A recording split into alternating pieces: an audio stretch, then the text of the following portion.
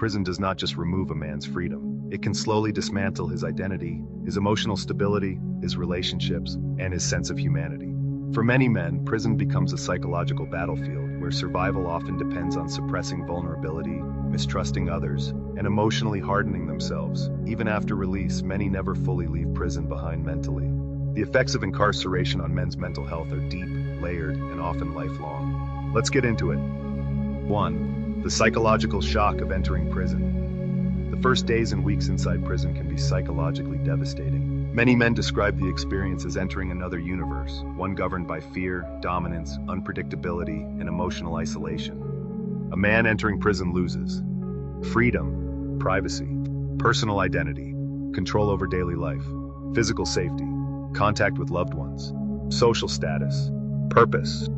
For some men, especially first-time offenders, this can trigger panic attacks, depression, severe anxiety, emotional numbness, insomnia, hypervigilance, suicidal thoughts. The prison environment itself is psychologically hostile. Loud noises, locked doors, surveillance, threats of violence, gang dynamics, humiliation, and constant tension create a permanent stress response in the body. The brain begins adapting for survival rather than emotional health. 2. Masculinity inside prison. Prison culture often punishes emotional openness. Many men quickly learn: never show weakness, never cry, never trust easily, never appear afraid, never look vulnerable. This creates emotional suppression on an extreme level. Over time, men can become detached, aggressive, emotionally cold, paranoid, hyper-defensive.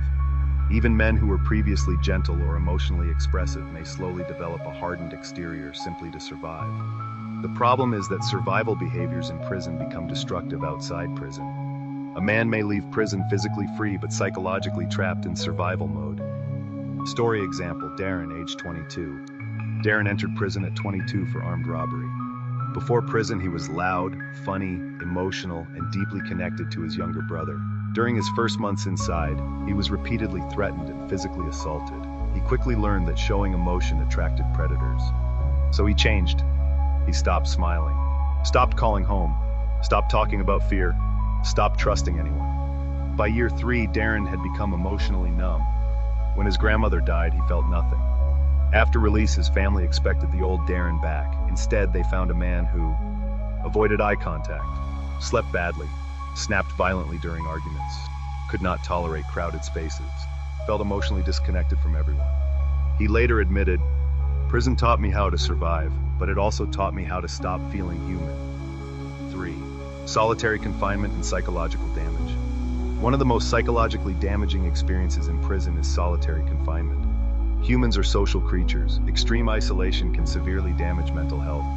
Men held in solitary confinement often experience hallucinations, memory problems, panic attacks, severe depression, emotional breakdowns, self-harm, suicidal ideation, distorted thinking, rage episodes.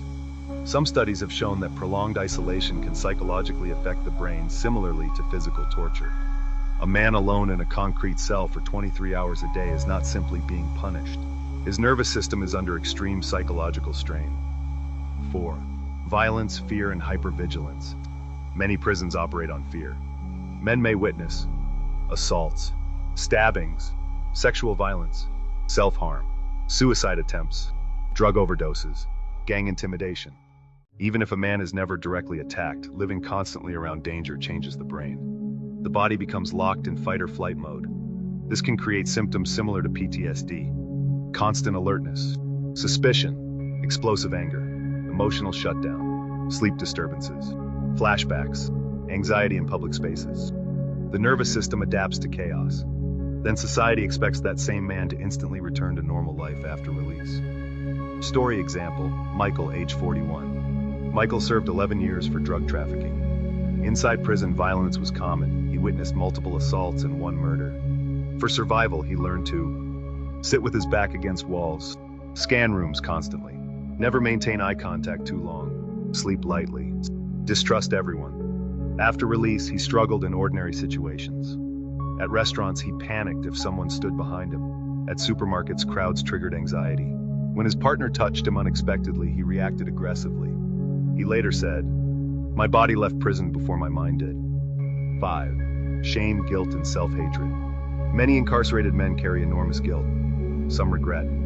Hurting victims, abandoning children, destroying relationships, addiction-driven behavior, violence, lost years. Others feel overwhelming shame simply from being labeled a criminal. Society often reduces men to their worst mistake. That shame can evolve into self-hatred, depression, substance abuse, emotional collapse, hopelessness. Men who believe they are permanently broken often stop believing they deserve happiness, love, or redemption. 6. Fatherhood and emotional pain. One of the deepest emotional wounds for many imprisoned men is separation from their children. Missing birthdays, school events, Christmases, everyday parenting moments can create profound grief. Many fathers experience intense guilt, depression, powerlessness, fear of being forgotten, emotional breakdowns after visits. Some children become distant, others become afraid. Some stop visiting entirely. For many men, this loss becomes psychologically devastating. Story example, Leon, age 36. Leon was imprisoned for assault after an alcohol-fueled fight. His daughter was 4 years old when he entered prison. At first, she visited every month. Then the visits became less frequent. Eventually, she stopped speaking during calls. One day, she asked her mother, "Why does Daddy live in that cage?" Leon later described that moment as worse than prison violence itself. He developed severe depression and began self-harming in his cell. He said, "I could survive prison. What I couldn't survive was becoming a stranger to my daughter." 7. The mental health crisis after release. Many people think prison ends at release. For many men, that is when the psychological struggle truly begins. Former prisoners often face isolation, unemployment, housing problems, social rejection, relationship breakdowns, financial stress, stigma, anxiety about reoffending. The outside world can feel overwhelming after years of institutional life. Simple decisions become stressful. What to wear, what to eat, where to go, how to socialize. Some men become institutionalized, meaning prison feels psychologically safer than freedom because prison had structure and predictability. This can contribute to reoffending, not always because a man wants crime, but because prison changed how he functions psychologically. 8. Suicide and self-harm in prison. Prisons around the world face severe mental health crises. Rates of suicide, self-harm, depression, PTSD, addiction, personality disorders are significantly higher in prison populations. Men are especially vulnerable because many were already carrying trauma before incarceration. Childhood abuse, poverty, violence, addiction, neglect, homelessness, mental illness. Prison often compounds existing trauma instead of healing it. 9. Can men recover? Yes, but recovery is difficult without support. Healing often requires therapy, stable housing, employment opportunities, community support, trauma treatment, substance abuse recovery, rebuilding identity, reconnection with family. The hardest challenge for many former prisoners is learning how to become emotionally safe again. Many men leave prison knowing how to survive conflict, but not knowing how to trust, love, communicate, or feel secure. Recovery means relearning humanity. Crime victimization by age, England and Wales. According to the UK Office for National Statistics, around 1 in 6 adults, 16.1%, experienced crime in the year ending March 2023. The highest victimization rate was among people aged 16 to 24, with 19.5% experiencing crime. Crime victimization generally decreases with age. Age range estimated victimization trend. 16-24 highest risk, 25-34 very high, 35-44 moderate, 45-54 moderate, 55-64 lower, 65 plus lowest overall victimization rate. Violent crime statistics. The ONS found younger men are disproportionately affected by violent crime. Ages most affected by violence. Adults aged 16 to 24 were the most likely to experience violent crime. Men were more likely than women to experience stranger violence, acquaintance violence, public assaults. People aged 20 to 29 made up roughly 13% of the population, but represented 25 to 26% of violent crime victims. Domestic abuse against men. While women statistically experience higher rates overall, millions of male victims exist.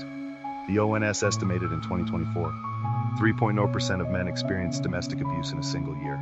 Around 2 million men in England and Wales experienced domestic abuse, stalking, or sexual assault in a recent reporting period. Many experts believe male victimization is significantly underreported due to shame, fear of ridicule, fear of not being believed, masculinity stigma, stalking and harassment. Younger people were again the most affected. ONS data showed the highest stalking victimization rates were among 16 to 19-year-olds, 8.8%. Men experienced stalking at a rate of 2.3%. Knife crime in young men. Knife crime disproportionately affects younger males. Recent UK reporting found 83% of teenage homicide victims were killed with knives in 2023 to 2024. Around half of all male homicide victims were killed using sharp instruments. This is one reason why trauma, PTSD, hypervigilance, and anxiety are increasingly discussed among young men in urban areas. Childhood abuse and long-term mental health. Crime and victimization in childhood often create lifelong psychological effects. ONS-linked figures estimated around 26.4% of men experienced some form of abuse during childhood. Emotional abuse was the most common form. Research consistently links childhood victimization to depression, addiction, aggression, PTSD, suicide risk, relationship instability. The statistics show a very clear pattern. Younger men are statistically more likely to become victims of violence, assault, robbery, knife crime, and public attacks, precisely during the years when identity, confidence, and mental stability are still developing. 10. Final thoughts. Prison affects far more than a man's criminal record. It can fundamentally alter his nervous system, his emotional world, his identity, his relationships, his ability to trust, his sense of self-worth. Some men enter prison already damaged by life. Others enter flawed but emotionally healthy and leave psychologically scarred. Behind prison walls are countless men silently battling fear, shame, trauma, loneliness, regret, emotional numbness. And many continue fighting those battles long after the prison gates open and they return home. If this resonates with you, please leave us a comment. Thank you all for watching. See you all next time.